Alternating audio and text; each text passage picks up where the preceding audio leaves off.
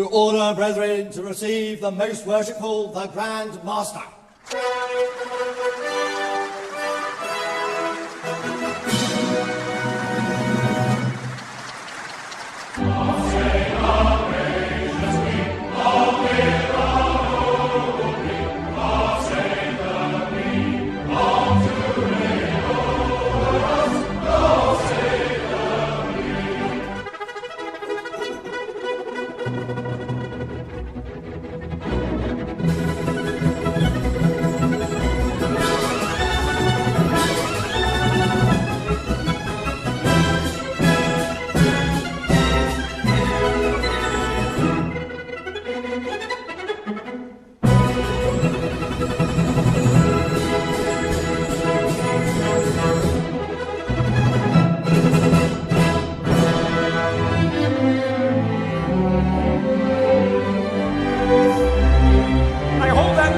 Self-evident, Brother Franklin, all men are created equal.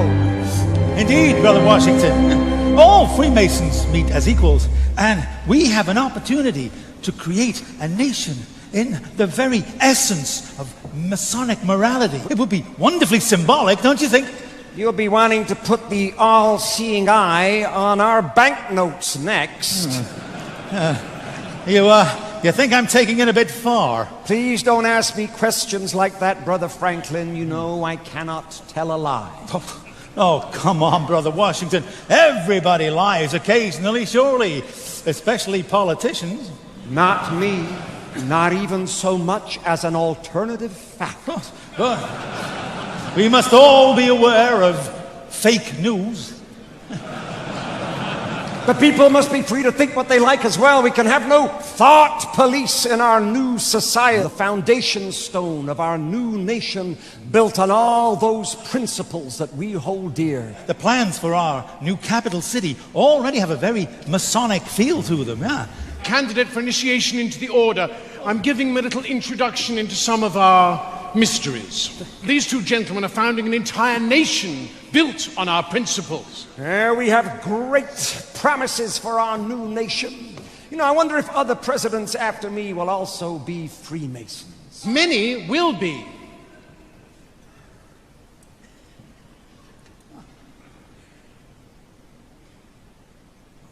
And Freemasonry will become embedded in the American culture. And the eye will appear on the banknotes. Oh, God. These principles will be honored with a gift from your French brethren. A gift that will be a welcoming beacon to the poor and oppressed. This is the statue we are giving you. It's a bit small, isn't it? Oh, this is a maquette. The real thing is bigger. Much, much bigger. America will produce a great many great Americans from many different walks of life and many different fields, and many will be Masons. Sportsmen, actors, writers,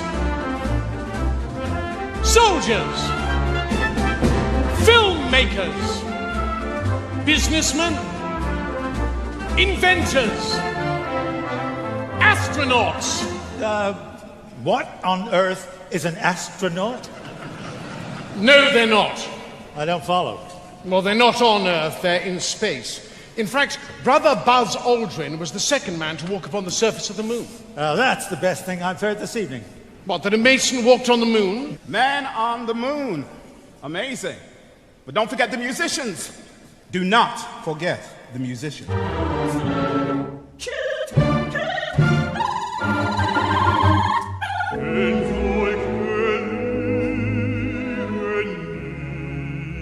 Authoritarian and totalitarian regimes continue to suppress Freemasonry, afraid of its strong heritage of liberty and equality.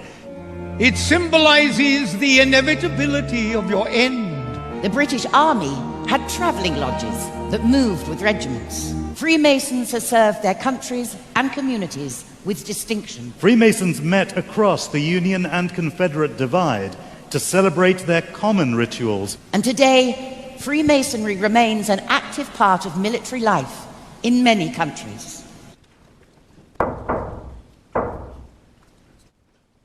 Freemasonry has burned as a blazing fire through the last 3 centuries, the driving force behind the Royal Society was initiated into Freemasonry Prince Edward, Duke of Kent, father of Queen Victoria, and Prince Augustus, Duke of Sussex. The two princes brought their feuding Grand Lodges together and reconciled to be the United Grand Lodge of England. Kings George IV, William IV, Edward VII, Edward VIII, and George VI were all Freemasons, as were 18 dukes and princes, including the Duke of Edinburgh. This year, His Royal Highness Prince Edward, the Duke of Kent, celebrates his 50th year as Grand Master of the United Grand Lodge of England. His Royal Highness was proposed into Freemasonry by the then Grand Master, the Earl of Scarborough. He was initiated into Royal Alpha Lodge number 16, an advocate for the craft all over the world, continuing 3 centuries of distinguished royal tradition at the very heart of English Freemasonry. To order, brethren, to receive the most worshipful, the Grand Master.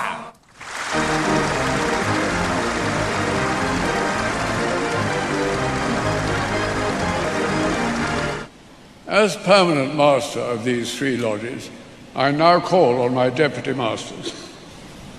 Most worshipful Grand Master. Most worshipful Grand Master. Most worshipful Grand Master. Most worshipful Grand Master, I humbly ask you to complete the initiation of this worthy candidate for Freemasonry. Adorn our ceremonies and forever remind us of our incomparable heritage, the birth of organized Freemasonry, stressing the deep and sincere loyalty and affection felt by the brethren of the United Grand Lodge of England for their Grand Master.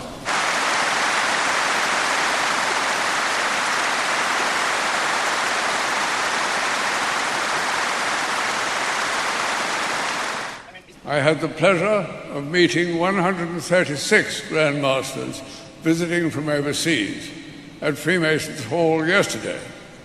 Today, though, we are a meeting of more than 4,000 gathered from all around the world, from our own constitution and beyond. When the global Masonic family comes together to celebrate our past and renew our own pride and confidence in and enthusiasm for Freemasonry. I hereby read the text of a letter sent today to Buckingham Palace. May it please your Majesty, we, the representatives of over 200,000 Freemasons under the United Grand Lodge of England, most respectfully express our continuing loyalty to your Majesty's throne and person in this, the 66th year of your long and distinguished reign, of His Royal Highness the Duke of Kent, as our much-loved and greatly respected Grand Master. We humbly thank God for preserving our order and fervently pray His blessings on your Majesty, so that our loyal devotion to your Majesty may long continue. Given at the Royal Albert Hall this 31st day of October, Anno Domini 2017. Her Majesty has been pleased to reply in the following terms. The Queen has asked me to thank you for your kind letter of loyal greetings on behalf of the representatives of the Freemasons under the United Grand Lodge of England, which are being celebrated on the 31st of October at the Royal Albert Hall. Her Majesty appreciated your thoughtfulness in writing as you did. We leave the Royal Albert Hall even more proud of our ancient institution.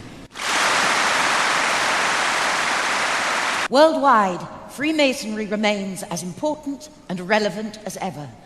A global society of perhaps 6 million people. As the globe embraced Freemasonry, enlightenment came.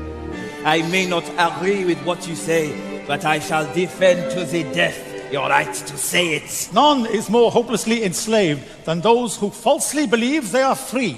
Coat of arms of Donald Trump. What does it actually represent? Well, this is rather interesting, actually. This is arcane Scottish heraldic law providing evidence of Donald Trump's deep Anglophilia, I would say, and also touches upon the royal prerogative. There we have the double-headed eagle representing his Scottish Germanic heritage.